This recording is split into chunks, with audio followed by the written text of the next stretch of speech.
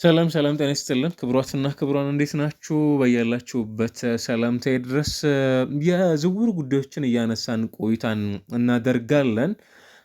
ከነዚህ መካከል ምናልባት በዚህ ሰዓት ላይ በቀዳሚነት የተነሱ ከሚገኙ ጉዳዮች ውስጥ አንዱ የኮል ፓልመርን የተመለከተ ጉዳይ በቀዳሚነት የተነሳ ነው የሚገኘው። እንደምታስታውሱት ከቀናት በፊት ወደ ማንቸስተር መመለስ እፈልጋለሁ የሚል መልእክት ስለማጋራቱ ቢቢሲ ኤክስፕረስን ዋቢ በማድረግ ይህንን መረጃ ይፋ አድርጎ ነበር እና ከዚያ በኋላ የቼልሲ ዋና አሰልጣኝ የሆኑት ሊያም ሮዘኒየር አንድ መልእክት አጋርተዋል። የትኛውም ተጫዋች በጉዳት ሲሰቃይ በጉዳት የመጫወቻ ጊዜም በማያገኝበት ወቅት እንዲህ አይነት ስትረግል የማድረግ አጋጣሚዎች እንደሚኖርባቸውም ጭምር መልእክታቸውን አጋርተዋል እና በተደጋጋሚ ከተጫዋቹ ጋር የተለያዩ ንግግሮችን ስለማድረጋቸው በቼልሲ በመሆኑ ደስተኛ መሆኑንም ጭምር ይፋ አድርገዋል እና የሚቀጥሉት የረጅም ዓመታት የቡድኑ ትልቁ የእቅድ አካል መሆኑንም ጭምር ይፋ አድርገዋልና ስለዚህ ቼልሲ በተጫዋቹ የዝውውር ጉዳይ ላይ በሚቀጥሉት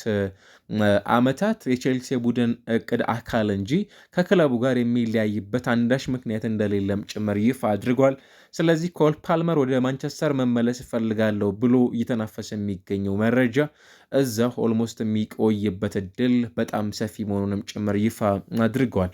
ከማንቸስተር ዩናይትድ ጋር ተያይዞ የሚነሱን የዝውውር ጉዳዮችን እናድርሳችሁ። በርከት ያሉ ጉዳዮች ናቸው በዚህ ሰዓት ላይ እየተነሱ የሚገኙት። ከነዛ መካከል አንደኛው የኮቢ ሜኑን በተመለከተ ነው። አሰልጣኝ ማይክል ካሪክ ከአርሰናል ጋር ከሚያደርጉት ጨዋታ በፊት ጋዜጣዊ መግለጫ ሰጥተው ነበር። ተጫዋቹ በተለይ የማንቸስተር ዩናይትድን አካዳሚ የሚያውቁ ከክለቡ አካዳሚ ያደጉ ተጫዋቾችን በተመለከተ በክለብ ውስጥ እንዲቆዩ ቀዳሚ ፍላጎታቸው እንደሆነም ጭምር ይፋ አድርጓል። ራሱ ማንቸስተር ዩናይትድ ወጣት ተጫዋቾችን ቡድኑ ይፈልጋል የሚል መልእክታቸውን አጋርተዋል። ስለዚህ ከኮንትራት ጋር ተያይዞ ጥያቄዎች የተነሱ ነው። አሁን ተጫዋቹን በተመለከተ የመውጣት ፍላጎት የነበረ ወደ ናፖሊ ሊያቀና የሚችልባቸው እድሎች በጣም ሰፊ እንደነበሩም ጭምር በተደጋጋሚ ሲነሳለት የነበረው ተጫዋች ቀጣዮቹ የእግር ኳስ ቆይታዎቹ በኦልትራፎርድ የመሆን እድላቸው በጣም ሰፊ መሆኑን ተከትሎ ዩናይትድ ንግግሮችን ከተጫዋቹ ጋር የሚያደርግበት እድል አለ። ነገር ግን በዚህ ፍጥነት እንዳልሆነም ጭምር ተሰምቷል። ይህ ማለት ተጫዋቹ ለሆኑ ያህል ጊዜያቶች በማንቸስተር ዩናይትድ ወጥ ብቃት እንዲያሳይም ጭምር ኤክስፔክት ይደረጋል። ነገር ግን ከዩናይትድ የሚለቅበት እድል በጣም ጠባብ ሆኖ በክለብ ውስጥ የረጅም ዓመታት ኮንትራትን የመፈረሙ አዝማሚያ ግን በጣም ሰፊ መሆኑንም ጭምር ነው እየተሰማ የሚገኘው። እዚህ ማንቸስተር ዩናይትድ ጋር ቆይታ እናድርግና ጆሹዋ ዚርክዜን የተመለከተውን ጉዳይ እናገራችሁ። በዚህኛው የዩናይትድ የአሰልጣኞች ቆይታ ብዙ እምነት የተጣለበት የሚገኝ ተጫዋች ነው ለማለት ያስቸግራል። በተሰጡት የመጫወቻ ቆይታዎቹም ጭምር አክቹዋሊ ጆሹዋ ዚርክዜ ስኬታማ ነው ወይ ብለን ካልን በፍጹም በዛ ረገድ የምናነሳው ተጫዋች አይደለም። እንደነ ላጋዜጣ ዴሎ ስፖርት፣ ከዛ ባለፈ ሮማ ፕሬስ፣ ሌሎችም የመረጃ ምንጮች እንደነ ስካይ ስፖርት በተመሳሳይ ተጫዋቹ ወደ ሀገሩ ሳይሆን ወደ ጣሊያን ሴሪ ማቅናት እድሉ በጣም ሰፊ ነው። ከነዛ ውስጥ አንዱ የስካይ ጀርመኒ ጸሐፊ የሆነው ፍሎሪያን ፕሊተንበርግ አንድ መረጃ አስነብበዋል። በዚህ ሰዓት ላይ በጣም በቅርበት የተጫዋቹን ሁኔታ እየተከታተሉ ከሚገኙ ክለቦች ውስጥ አንዱ ሮማ መሆኑን በመጥቀስ ተጫዋቹ ወደ ጣሊያን ሴሪ ሮማ የማቅናት እድሉ በጣም ሰፊ መሆኑንም ጭምር ይፋ አድርጓል። ስለዚህ ጆሹዋ ዚርክዜ በዚህኛው የማንቸስተር ዩናይትድ የቡድን እቅድ አካል ውስጥ የመቆየቱ ጉዳይ ፍጹም አጠራጣሪና ከክለቡ የመለያየት እድሉ በጣም ሰፊ መሆኑንም ጭምር ነው እየተነገረ የሚገኘው። ሌላኛው ጉዳይ በዚህ ሰዓት ላይ የተነሱ ከሚገኙ የዝውውር መረጃዎች ውስጥ ከማንቸስተር ዩናይትድ ሳንወጣ የሜሰን ግሪንውድን በተመለከተ ነው። እንደምታውቁት ወደ ኦሎምፒክ ደ ማርሴ ከአቀና ተጫዋቹ ኦልሞስት ሁለተኛ ውድድር ዘመኑን እያሳለፈ ነው የሚገኘው። ፍጹም አስደናቂ የሚባል የእግር ኳስ ካሪየርን እያሳለፉ ከሚገኙ ተጫዋቾች መካከል አንዱ ነው። በግሌ በጣም ከምደሰትባቸው ይህንን አይነት የእግር ኳስ ካሪየርም ጭምር እንዲያሳልፍ ዊሽ ከማደረግላቸው ተጫዋቾች መካከል አንዱ ነው።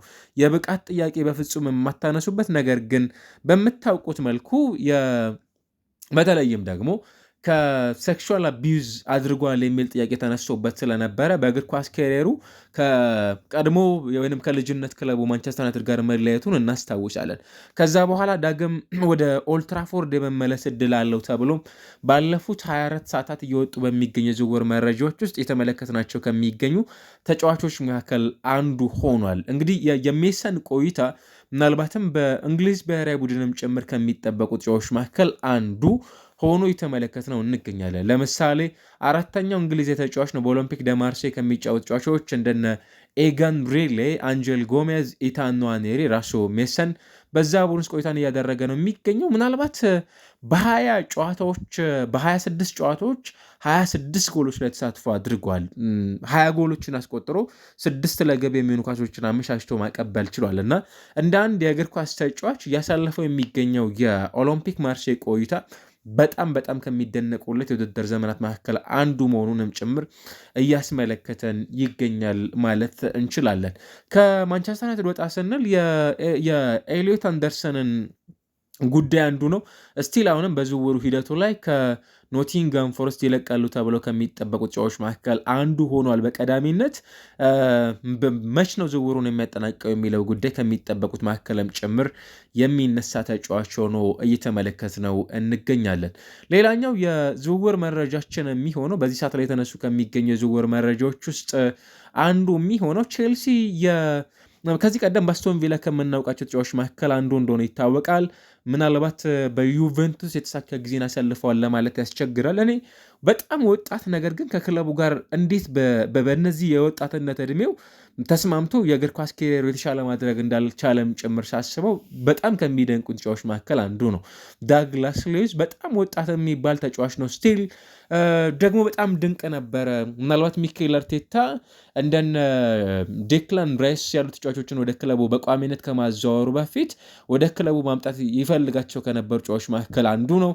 ኢቨን ማርቲን ዙቤሜንዲንም ከማምጣቱ በፊት ይህንን ተጫዋች ማዘዋወር ይፈልግ ነበረ። ለዛ ነበር ከዛ በኋላ ወደ ዩቬንቱስ ሲያቀናም ጭምር የተመለከት ነው እና ዳግላስ ሉዊዝ በቼልሲ በውሰቱ ለሚፈርምበት እድል ስለመኖሩም ጭምር እየተሰማ ነው የሚገኘው። የቶተንሃም ስፐርስ እና የአንዲ ሮበርትሰን የዝውውር ጉዳይ ኦልሞስት የመጨረሻው ምዕራፍ ላይ እንደሚገኝም ጭምር ነው የተሰማ የሚገኘው። በይፋ ጥያቄ አቅርበዋል እንግዲህ ለሊቨርፑል ቶተንሃም ስፐርስ እና በጣም አንጋፋ ከሚባሉ የሊቨርፑል ተጫዋቾች መካከል አንዱ ነው። በእግር ኳስ በጣም ስኬታማ ናቸው ብለን ከምናነሳላቸው የግራ መስመር የተከላካይ ስፍራ ተጫዋቾች መካከል አንዱ መሆኑን ባለፉት 5-6 ዓመታት በትንሹ ደግሞ ካስመለከቱን እንግሊዛውያን ተጫዋቾች መካከል አንዱ ነው። ስለዚህ በሊቨርፑል ብዙ የመጫወቻ ጊዜ ኦልሞስት የመጨረሻው ምዕራፍ ላይ የሚገኝ ተጫዋች እንደመሆኑ መጠን ከዚህ ክለብ ጋር ተለያይቶ ወደ ቼልሲ የማቅናት እድሉ በጣም ሰፊ ነው ተብሏል። ጁሊያን አልቫሬዝ ብዙሃኑ የአውሮፓ ክለቦች የሚፈልጉት ተጫዋች እንደሆነ ይታወቃል። ባርሴሎናና አርሰናል ደግሞ በዚህ ሰዓት ላይ ተጫዋቹን በደንብ እየተከታተሉት ከሚገኙ ክለቦች መሆናቸውንም ጭምር የተሰማ ነው የሚገኘው። ምናልባት አንድሪያ ቤርታ ከዚህ ቀደም ይህንን ተጫዋች እዛው በነበሩበት ወቅት ወደ አትሌቲኮ ዲ ማድሪድ እንዳመጡት ይታወቃል ከማንቸስተር ሲቲ እና ትልቅ ገንዘብም ጭምር ነበር አውጥተው ይህንን ተጫዋች ወደ ክለባቸው በማምጣት ያስፈረሙት። ስለዚህ አሁን ደግሞ በአርሰናል ቤት ውስጥ ሆነው ይህንን ተጫዋች ወደ ክለባቸው ማምጣት እንደሚፈልጉም ጭምር መረጃዎች እየወጡ ነው የሚገኙት። ባርሴሎና በይፋ ጥያቄ አቅርበዋል። ጥያቄው ምንድን ነው? በስፖርቲንግ ዳይሬክተሩ ዴኮ በኩል አሁን የተጫዋቹን ጉዳይን በተመለከተ ንግግሮችን ማድረግ ከአትሌቲኮ በኩል እና አትሌቲኮ የመለሰው ምላሽ አስቀኝ ሆኗል። ተጫዋቹ በጣም ጥሩ ጊዜን እያሳለፈ መሆኑን፣ ይሄ ማለት ተጫዋቹን ለመሸጥ ምናልባት ዝግ ላይሆን ይችላል በራቸው፣ ነገር ግን በጣም ውድ እና ረብጣ የሆኑ ቢሊየን ፓውንዶችን እንዳይቀርቡላቸውም ጭምር ያሰቡ በሚመስል መልኩ የተመለከትናቸው እንገኛለን። የወቅቱ በጣም ድንቁ የሚባለው ተጫዋች ምናልባት በግሌ የተመለከትኳቸው ከሚገኙ የተሟላ የፊት መስመር ተጫዋችን ከተመለከተን ልናነሳ የምንችለው ይሄው ተጫዋች እንደሆነ ማንሳት እንችላለን እና እሱም ጆይን የሚያደርገው ክለብ ምናልባት በሚቀጥሉት ዓመታት የዋንጫ ጥያቄ የመመለስ እድሉ በጣም በሰፊው ልናነሳው የምንችልለትን አይነት ክለብ ሊሆን እንደሚችል ማንሳት እንችላለን። በዝውውር ሂደቱ ላይ በግሌ በጣም ከሚያስገርሙኝ መረጃዎች ውስጥ አንዱ የሉካስ ፓኬታን ጉዳይ ነው። ገና በጣም ወጣት የሚባል ተጫዋች ነው። ወደ ሀገሩ ክለብ ፍላሚንጎ ማቅናት እንደሚፈልግም ጭምር በተደጋጋሚ ሲነሳ ነበር። አሁን እንደነ አሌክስ ኩክ ወይም ቶክ ስፖርት ይዞት እንደወጣው መረጃ መሰረት ማለት ነው ለተጫዋቹ ፍላሚንጎ ያቀረበው 35 ሚሊዮን ዩሮ በዌስትሃም ዩናይትድ በኩል ውድቅ ተደርጎባቸዋል። ዌስትሃም አሁን ላይ የሚፈልገው ለተጫዋቹ ከ40 ሚሊዮን ዩሮ በላይ ገንዘብ እንዲያቀርብላቸውም ጭምር እንደሚፈልጉና እስካሁን ድረስ ያቀረቡት ጥያቄ ውድቅ ማድረጋቸውም ጭምር ነው የተሰማው። 38 ሚሊዮን ዩሮ አካባቢ የሚጠጋ እንዲሁም ደግሞ በተጨማሪነት 4 ሚሊዮን ዩሮ ነበር አዶንስ ለማቅረብ ጥረት ያደረጉት። ስለዚህ ለ28 ዓመቱ የአጥቂ አማካይ መስመር ተጫዋች እንዲሁ ደግሞ የአጥቂ ስፍራ በዲፕላይንግ ሚድፊልደርም ጭምር ሆኖ መጫወት ለሚችለው በእግር ኳስ ተመልክተናቸው በፔፕ ጓርዲዮላ ስርም ጭምር ይፈለጉ ከነበሩ የአማካይ ስፍራ ተጫዋች እንግዲህ የቀረበው ጥያቄ በዌስትሃም ዩናይትድ በኩል ውድቅ ማድረጋቸውንም ጭምር ነው እንግዲህ ይፋ የተደረገው። ከዛ ባለፈ ቶተንሃም ስፐርስ የሉካስ በርግቨልን በተመለከተ ሰርጀሪ ማከናወኑን ይፋ አድርገዋል በዚህ ሰዓት ላይ በዝውውር ሂደቱ ላይ። ስለዚህ ቀጣይ ምን እንመለከታለን የሚለው ጉዳይም ጭምር ይነሳል። ከዛ ባለፈ ኤቨርተን ጄምስ ጋርነር ለሚቀጥሉት 4 ዓመታት ተኩል ለያህል ጊዜ በክለብ ውስጥ የሚያቆየውን ኮንትራት ማስፈረማቸውንም ጭምር ይፋ አድርገዋል በዚህ ሰዓት ላይ በዝውውር ሂደቱ ላይ። እንግዲህ በርከት ያለው የዝውውር መረጃዎች የተሰሙ ነው የሚገኙት። ጥቂቶቹን ደግሞ በአየር በረራ ማለት በሚያስችል ደረጃ ላጋራቸው።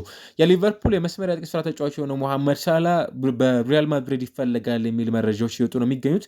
ከዛ ባለፈ ምናልባት እኔ ቴሌግራፍ ይህንም መረጃ አጋርቷል። ከዛ ባለፈ ግን የሳውዲ ፕሮ ሊግ ክለቦች ናቸው በቅድሚያ ተጫዋቹን ማስፈረም የሚፈልጉት ተብሏል። ክሪስታል ፓላስ ከወልቭስ ጋር በተለይም ደግሞ በዛ ውስጥ ከሚገኘው ጆርገን ስትራንድ ላርሰን ጋር ንግግር ማድረጉ ተሰምቷል።